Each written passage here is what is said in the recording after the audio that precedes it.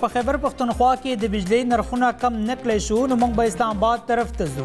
ارزانه بجلی پښتونخوا پیدا کوي ولې د یونټ په سر 14 روپۍ ریلیف په پنجاب کې ورکول کیږي. دا د صوبې حق ته چې په پښتونخوا کې د بجلی نرخونه د پیداوار د لګښت په بنیاد وټاکي.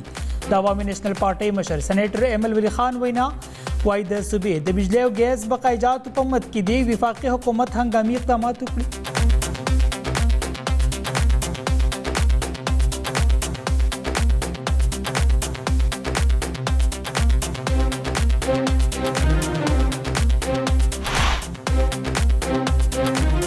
کچری په 15 ورځو کې ریلیف ورنکړی شو نو د ملک هر ګوټ نه با لانګ مارچ کولی شي. د وفاقي او صوبایي حکومتونو اقدامات د ولس سره د دشمنۍ برابر دي.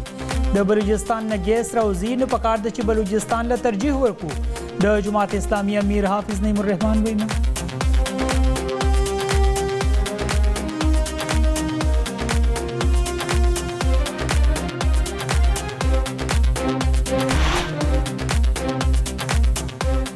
امریکای ته د سی پیک بندولو یقین دهاني ورکول کیږي او بل خوا د سی پیک جوړولو په بدل کې د چین څخه پیسې اخیستل کیږي.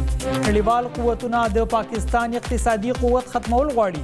امریکا د ترهګرۍ ختمول نه غواړي بلکې د ترهګرۍ خالق ملک دی. د جمعیت علماء اسلام په مشر مولانا فضل الرحمن لکی مروت کې جلسې ته وینا وايي د لکی مروت او پاټا پزمکه اور بل دی.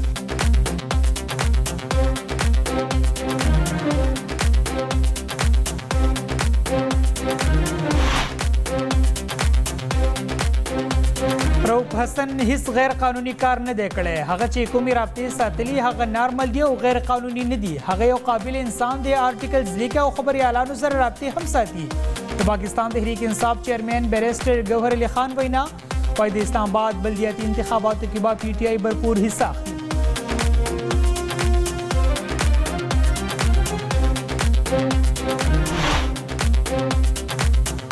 د انټرنیټ سستوالی د غیر عیني اقدام لوجې خلک په جړا دي. آنلاین کاروبار کوونکو ته د اربونو روپو زیان رسیدلی. په ملک کې ستو انټرنیټ ای کامرس ډیجیټل او آی ټي سیکټر تباه کړی. د خیبر پښتونخوا اطلاعاتو مشیر بیرسټر محمد علي سیف وینا وايي د انساني حقوقو تنظیمونو د پاکستان کې د فایروال مخنیوي لپاره आवाज پورته کړی.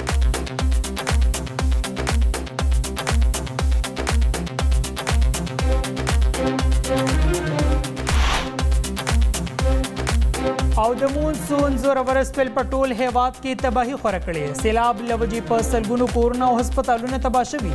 د بلوچستان په قلعه عبدالله په شین او زیارت کې د سیلابونو لوجې فصلونو ته سخت زیان رسیدلی.